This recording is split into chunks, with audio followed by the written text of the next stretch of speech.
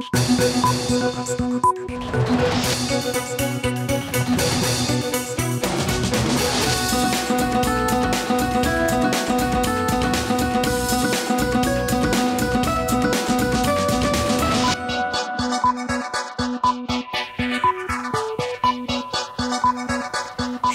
সবাইকে স্বাগত সন্ধ্যার মাছরাঙা সংবাদে আপনাদের সঙ্গে আছেন ফারহানা পারভিন। শুরুতেই জানিয়ে দিচ্ছে গার্ডিয়ান লাইফ ইন্স্যুরেন্স সংবাদ শিরোনাম।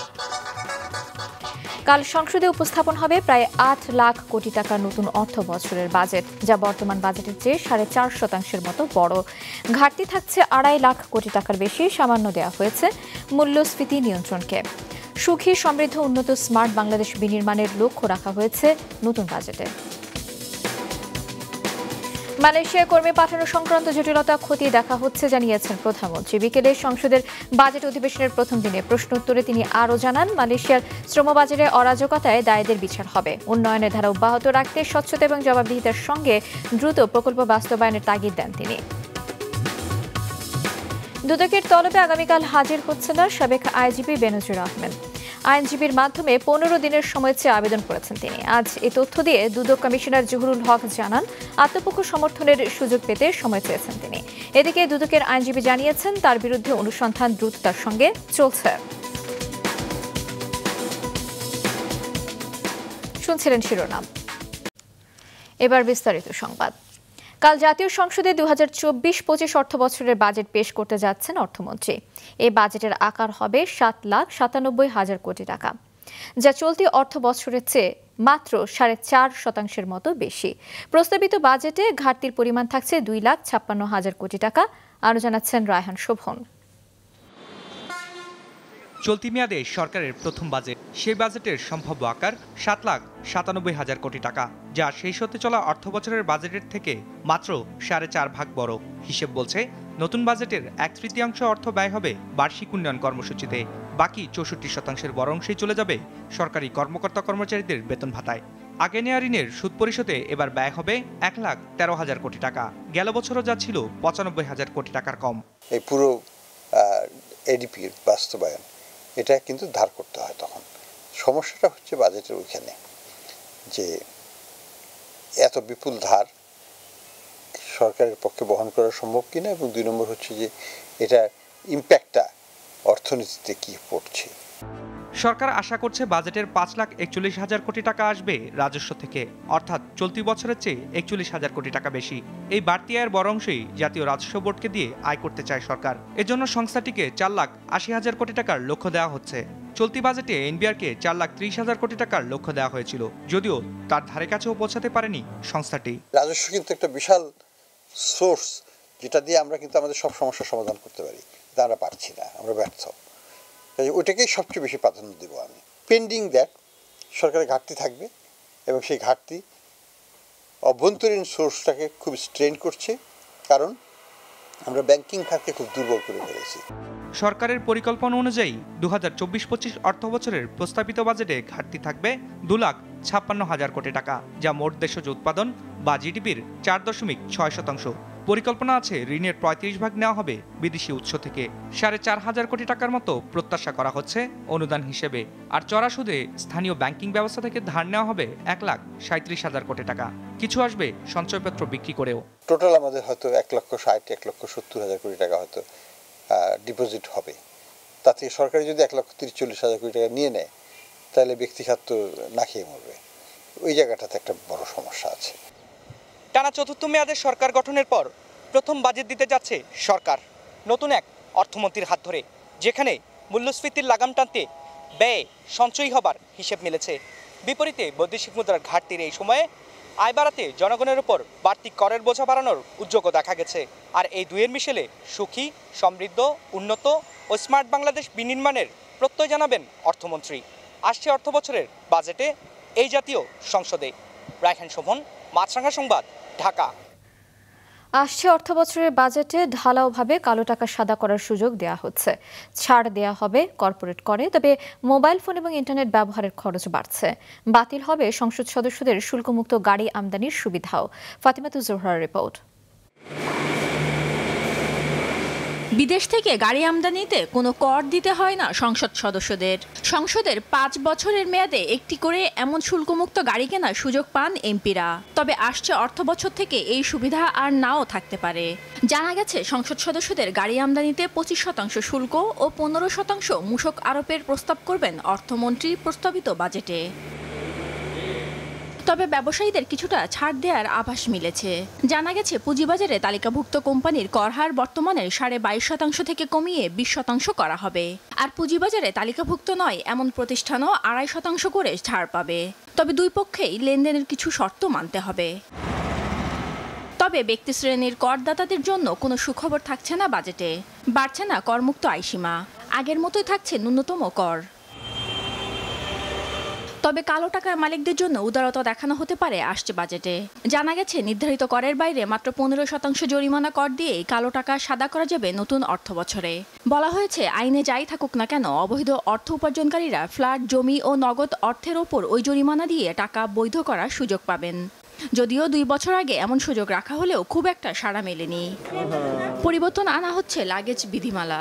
এতদিন বিদেশ থেকে শুল্ক ছাড়া 2টি মোবাইল আনা যেত, এখন শুল্ক দিয়ে মাত্র 1টি মোবাইল আনা যাবে। বদল আসতে পারে স্বর্ণ আমদানির বিধিমালাও। জানা গেছে প্রস্তাবিত বাজেটে সব স্তরে সিগারেটের দাম ও সম্পূরক শুল্ক হার বাড়ানোর প্রস্তাব থাকবে। আইসক্রিমের সম্পূরক শুল্ক দ্বিগুণ বাড়িয়ে 10% আর কোমল পানীয় সম্পূরক শুল্ক 5% বাড়ানোর উদ্যোগ নিতে পারে জাতীয় রাজস্ব বোর্ড আসছে 2024-25 অর্থ বছরের বাজেটে। বাজেটে নতুন করে কর আরোপের পাশাপাশি বড় কর ছাড়ও দেয় রাজস্ব বিভাগ। সেই কর অব্যাহতির ফলে সরকারের রাজস্ব আদায় কতটা কমে যাচ্ছে তার একটি হিসেব প্রস্তাবিত বাজেটে তুলে ধরবেন অর্থমন্ত্রী। জানা গেছে 2023-24 অর্থ বছরে এমন ছাড় দিয়ে সরকারের প্রত্যক্ষ কর ব্যয়ের পরিমাণ দাঁড়িয়েছিল 1,47,000 কোটি টাকা প্রায়। ফাতিমাতুজ জোহরা, মাছরাঙা সংবাদ, ঢাকা। মালয়েশিয়ার কর্মী পাঠানো সংক্রান্ত জটিলতা খতিয়ে দেখা হচ্ছে। কেউ দায়ী হলে তাকে বিচারের আওতায় আনা হবে, জানিয়েছেন প্রধানমন্ত্রী শেখ হাসিনা। বিকেলে জাতীয় সংসদে বাজেট অধিবেশনের প্রথম দিন প্রশ্নোত্তর পর্বে কথা বলেন তিনি। প্রধানমন্ত্রী বলেন, দেশের এক শ্রেণীর দালাল ছাড়াও মালয়েশিয়ার কিছু লোক কর্মী পাঠানো সংক্রান্ত জটিলতায় জড়িত। এক প্রশ্নের জবাবে সরকার প্রধান জানান, যত্রতত্র বঙ্গবন্ধু ও তার পরিবারের নামে প্রতিষ্ঠান করা যাবে না। এ বিষয়ে সিদ্ধান্ত নেবে বঙ্গবন্ধু ট্রাস্ট। উন্নয়নের ধারা বজায় রাখতে প্রধানমন্ত্রী আবারও স্বচ্ছতা এবং জবাবদিহিতার সঙ্গে প্রকল্প দ্রুত বাস্তবায়নের তাগিদ দেন। সেই শিক্ষা নেবার মতো যেছিলাম সেগুলি যেহেতু আমরা শুরু করেছি, অ্যান্টিবায়োটিকটা আমরা বন্ধ করে যখনই আমরা আলোচনা করে ঠিক করি কত লোক যাবে কি যাবে, ঠিক তখনই দেখা যায় যে আমাদের দেশের এক শ্রেণীর লোক তারা ওই ম্যানপাওয়ারে ব্যবসা করে এবং তারা তড়িঘড়ি করে লোক পাঠানোর চেষ্টা করে। আবার এদের সাথে ওই মালয়েশিয়ারও কিছু সংযুক্ত আছে, যার ফলে জটিলতার সৃষ্টি হয়। মানুষকে বারবার আমরা বলছি যে এভাবে না যাওয়া, তারা সোজাসুজি যেটা নিয়ম সেই নিয়ম মেনে যদি চলে তাহলে কিন্তু এই বিপদগুলির সৃষ্টি হয় না। এটা হলো বাস্তব কথা। তবে এবারে কি সমস্যাটা হয়েছে অবশ্যই এটা আমরা খতিয়ে দেখছি এবং এর জন্য যদি কেউ দায়ী থাকে অবশ্যই তার বিচার করা হবে। উন্নয়নের অপ্রতিরোধ অগ্রযাত্রা চলমান রাখার জন্য প্রকল্প অনুমোদন প্রক্রিয়াকরণ ও বাস্তবায়নে দীর্ঘ সূত্রিতা পরিহার করতে হবে এবং উন্নয়ন প্রকল্প নির্বাচন বাস্তবায়নে যত্নবান হওয়ার লক্ষ্যে পরিবীক্ষণ করতে হবে। এ বিষয়ে মন্ত্রিপরিষদ বিভাগ ও প্রধানমন্ত্রী কার্যালয় থেকে সকল সচিবদের নির্দেশনা প্রদান করা হয়েছে। বাংলাদেশ থেকে যেসব কর্মী যেতে পারেনি তাদের নিতে নতুন করে আর সময় বাড়াবে না মালয়েশিয়া, জানিয়েছেন ঢাকায় দেশটির হাই কমিশনার হাজনা মোহাম্মদ হাশিম। সকালে প্রবাসী কল্যাণ ভবনে প্রবাসী কল্যাণ প্রতিমন্ত্রীর সঙ্গে বৈঠক শেষে তিনি জানান, শ্রমবাজারে শৃঙ্খলা আনতে এটি তাদের সরকারের সিদ্ধান্ত। 15টি দেশ থেকে কর্মী নেওয়ার সময় বাড়ানো হচ্ছে না। নির্দিষ্ট সময় পরও কর্মীদের ভিসা দেওয়ার বিষয়ে রিক্রুটিং এজেন্সিগুলোর দাবি মিথ্যা বলেও জানান তিনি। বলেন, কোনো ধরনের অন্যায়কে প্রশ্রয় দেবে না দেশটি। প্রবাসী কল্যাণ প্রতিমন্ত্রী জানিয়েছেন, কর্মী নেওয়া চালু করতে দেশটিকে আবার অনুরোধ করা হয়েছে। যেসব কর্মী যেতে পারেননি তাদের টাকা ফেরত পাওয়া নিশ্চিত করার কথাও জানান তিনি। We cannot entertain any allegation without any proof whatsoever. But so far, the whole Malaysian government, including those who are issuing the visa, we stick by the deadline. আমরা মালয়েশিয়ান গভর্নমেন্টকে থ্রু দি হাই কমিশন আমরা appeal করেছি যে এই অন্ততপক্ষে এই 17,000 যাদের visa পেয়েছে তাদেরকে তাদের দেশে এন্ট্রি এবং কাজের ব্যবস্থা করে দেওয়ার জন্য। কাদের দ্বারা এই সমস্যার সৃষ্টি হয়েছে, যাদের বিরুদ্ধে রিপোর্ট আসবে, যারা দোষী সাব্যস্ত হবে তাদের বিরুদ্ধে আমরা ব্যবস্থা গ্রহণ করব। নানা আয়োজনে সারা দেশে আজ পালিত হয়েছে বিশ্ব পরিবেশ দিবস। যে কোনো উন্নয়ন পরিকল্পনার সময় পরিবেশ সংরক্ষণ নিশ্চিত করার পাশাপাশি একটি গাছ কাটলে 3টি গাছ লাগানোর তাগিদ দিয়েছেন প্রধানমন্ত্রী শেখ হাসিনা। সকালে ওসমানী স্মৃতি মিলনায়তনে বিশ্ব পরিবেশ দিবস এবং পরিবেশ মেলা এবং জাতীয় বৃক্ষরোপণ অভিযান উপলক্ষে আয়োজিত অনুষ্ঠানে কথা বলেন তিনি। প্রধানমন্ত্রী ব্যক্তিগত পর্যায়ে পলিথিন ব্যবহার বন্ধ এবং পচনশীল পাটের ব্যাগ বাণিজ্যিকীকরণের পরিকল্পনার কথা জানান। পরে সামাজিক বনায়নে অংশগ্রহণকারী সর্বোচ্চ লভ্যাংশপ্রাপ্ত 10 জন উপকারভোগীর হাতে টাকা তুলে দেন প্রধানমন্ত্রী। এছাড়া প্রধানমন্ত্রী জাতীয় পুরস্কার প্রাপ্ত 34 জনের হাতে তুলে দেন তিনি। উন্নয়ন পরিকল্পনা, সেই পরিকল্পনায় অবশ্যই আমাদের পরিবেশ রক্ষার বিষয়টা, এবং যদি কোথাও আমাদের জায়গার জন্য গাছ কাটতে হয় তো যত গাছ কাটবে তার থেকে 3 গুণ বেশি গাছ তার লাগাবে, এই শর্তটা কিন্তু আমরা জুড়ে দিই। সেইভাবেই আমরা আমাদের পরিবেশ রক্ষার বিভিন্ন কাজ করে যাচ্ছি। ধর্ম মন্ত্রণালয়ের 3 দফা চিঠি দেওয়ার পরও হজ যাত্রীদের বিমান ভাড়ার টাকা আটকে রেখেছে প্রিমিয়ার ব্যাংক। এতে করে 364 জন যাত্রীর হজে যাওয়া অনিশ্চিত হয়ে পড়েছে। দাউদ হাসানের রিপোর্ট। অনিয়ম ঠেকাতে হজ যাত্রীদের বিমান ভাড়া সহ আনুষঙ্গিক খরচ বাবদ নির্দিষ্ট পরিমাণ টাকা সরকার নির্ধারিত ব্যাংকে রাখার নির্দেশ দেয় ধর্ম মন্ত্রণালয়। সে নিয়মে 2,05,000 টাকা করে 682 জন হজযাত্রীর 13,28,53,000 টাকা প্রিমিয়ার ব্যাংকে রাখে এজেন্সি। কিন্তু ধর্ম মন্ত্রণালয়ের 3 বারের চিঠির পর 682 জনের মধ্যে 318 জনের অর্থ ছাড়লেও এখনও 364 জনের অর্থ ছাড়েনি ব্যাংকটি। ফলে তাদের সৌদি আরবে পৌঁছানো নিয়ে তৈরি হয় এই জটিলতা। 682 জন লোকের টাকা পাওয়ার সার্টিফিকেশন আমাদের কাছে আছে, মানে অর্থাৎ সে টাকা পেয়েছে সেই সার্টিফিকেট তারা আমাদেরকে দিয়েছে। আমি আপনাদের মাধ্যমে সংশ্লিষ্ট ব্যাংকে আমরা অনুরোধ করব যে এই টাকাটা যেন দ্রুত আমাদেরকে দিয়ে দেয়, তা না হলে আমরা এই হাজি যখন যেতে পারবে না এর দায়িত্ব ব্যাংকে নিতে হবে। বিষয়টি জানতে প্রিমিয়ার ব্যাংকের মহাখালী শাখায় গেলে পাওয়া যায়নি সংশ্লিষ্ট কাউকে। একাধিকবার ফোনে যোগাযোগ করার চেষ্টা করা হলেও ফোন ধরেননি মহাখালী শাখার ব্যবস্থাপক। তবে আগামী বৃহস্পতিবারের মধ্যে এই সমস্যার সমাধান হয়ে যাওয়ার আশা করছেন হজ অফিসের পরিচালক। তো হজ যাত্রীদের হজে গমনটি আমাদের কাছে সবচেয়ে বেশি অগ্রাধিকার পাচ্ছে। অল্প কিছু সংখ্যক হজ যাত্রীর এখনও পে অর্ডার যে ব্যাংকটি বাকি রেখেছেন, আমরা আশা করছি তারা আজকে বা কালকের মধ্যে শেষ করবে। আগামী 12 জুন শেষ হচ্ছে চলতি বছরের হজ ফ্লাইট। সেই হিসেবে আর বাকি মাত্র 8 দিন। দাউদ হাসান, মাছরাঙা সংবাদ, ঢাকা। দুদকে হাজির হতে 15 দিনের সময়ের আবেদন করেছেন সাবেক পুলিশ প্রধান বেনজির আহমেদ, জানিয়েছেন দুর্নীতি দমন কমিশনার জহুরুল হক। আগামীকাল তার দুদকে হাজির হওয়ার কথা ছিল। রিপোর্ট হাসনাইন তানভীরের। রাজধানীর গুলশানের র্যানকন আইকন টাওয়ার, যেখানে সাবেক পুলিশ প্রধান বেনজির আহমেদের পরিবারের সদস্যদের নামে 4টি ফ্ল্যাট রয়েছে। অবসরে যাওয়ার পর সেখানেই বেশি সময় থাকতেন বেনজির। দুর্নীতির অভিযোগ সামনে আসার পর মাসখানেক ধরে বাড়িটিতে আর ফেরেননি তিনি। নিজেই থাকতেন তার ফ্যামিলি সহ। বিপুল পরিমাণ সম্পদের বিষয়ে জিজ্ঞাসাবাদের জন্য আগামীকাল দুদক কার্যালয়ে বেনজিরকে ডাকা হয়েছে। সেই চিঠি গেল সপ্তাহে গুলশানের এই বাসায় আসে বলে জানিয়েছেন ভবনটির নিরাপত্তা কর্মী।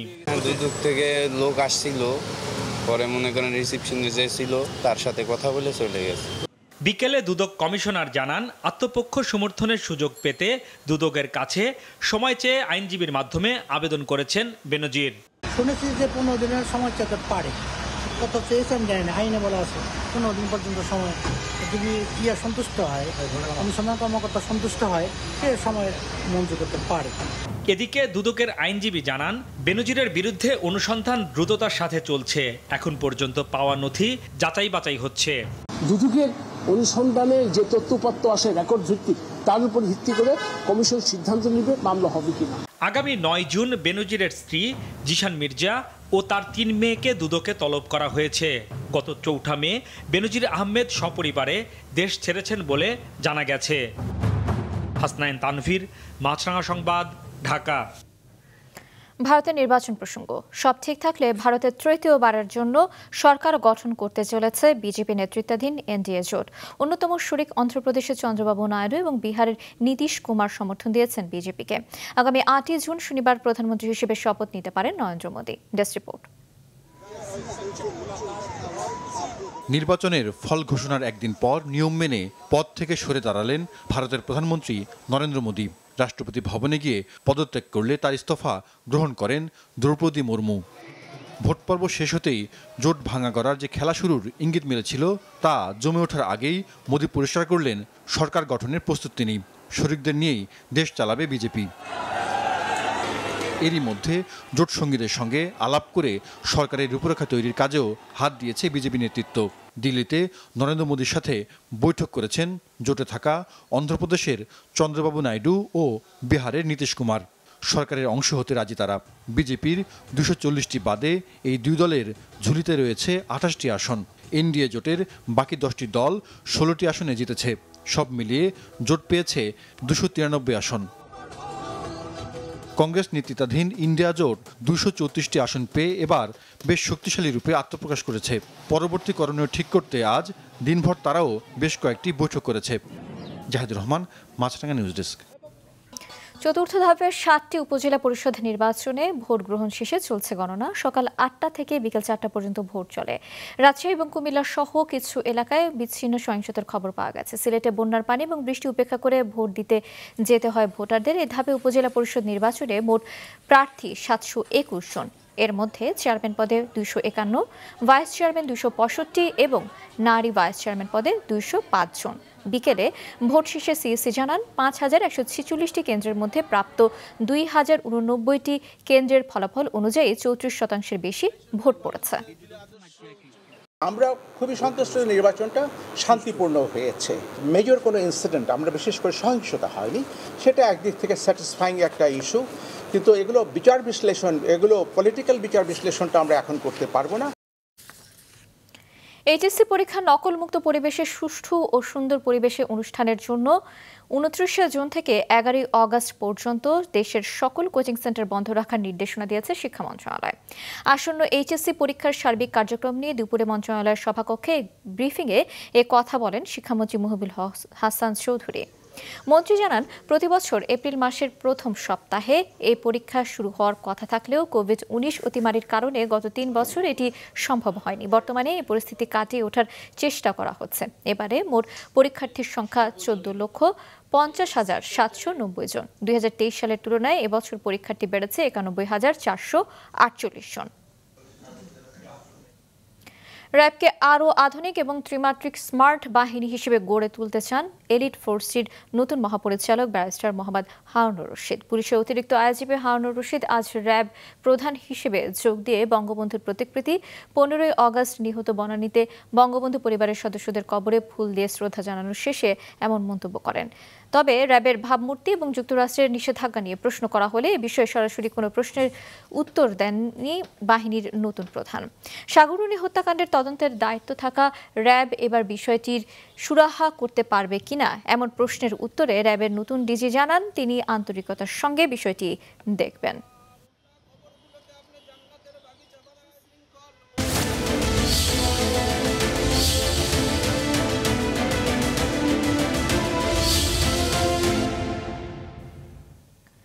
আয়ারল্যান্ডের বিপক্ষে ম্যাচ দিয়ে আজ টি-20 বিশ্বকাপ শুরু করবে শিরোপা প্রত্যাশী ভারত। নিউ ইয়র্কে ম্যাচ শুরু হবে বাংলাদেশ সময় রাত 8:30টায়। নাসাউ কাউন্টির নবনির্মিত স্টেডিয়ামে খেলা হবে, যেখানে বাংলাদেশের বিপক্ষে প্রস্তুতি ম্যাচ খেলে নিজেদের আগেই ঝালিয়ে নিয়েছে ভারত।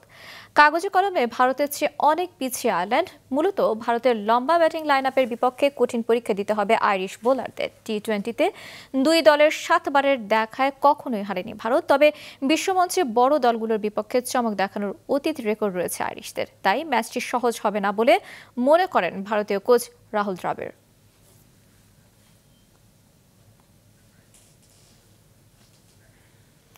সন্ধ্যার সংবাদ শেষ করছি, তার আগে গার্ডিয়ান লাইফ ইন্স্যুরেন্স সংবাদ শিরোনামগুলো আরও একবার। কাল সংসদে উঠছে প্রায় 8 লাখ কোটি টাকার বাজেট। প্রাধান্য পাবে মূল্যস্ফীতি নিয়ন্ত্রণ, থাকবে সমৃদ্ধ স্মার্ট দেশ গড়ার প্রত্যয়। মালয়েশিয়ার শ্রমবাজারে অরাজকতায় দায়ীদের বিচার হবে, সংসদে জানালেন প্রধানমন্ত্রী। উন্নয়নের ধারা ধরে রাখতে দ্রুত প্রকল্প শেষ করার তাগিদ। দুদকের তলবে কাল হাজির হচ্ছেন না বেনজির, 15 দিনের সময় চেয়ে আবেদন, দ্রুত চলছে অনুসন্ধান, জানালেন আইনজীবী। এই ছিল সন্ধ্যার সংবাদে। ফেসবুকে আপডেট পেতে ভিজিট করুন মাছরাঙা টেলিভিশনের পেজে, ইউটিউব চ্যানেলেও দেখতে পারেন আমাদের সংবাদ প্রতিবেদন এবং অনুষ্ঠান। এতক্ষণ সঙ্গে থাকার জন্য ধন্যবাদ জানিয়ে আমি ফারহানা পারভিন শেষ করছি সন্ধ্যার মাছরাঙা সংবাদ। এই দিন এইভাবে।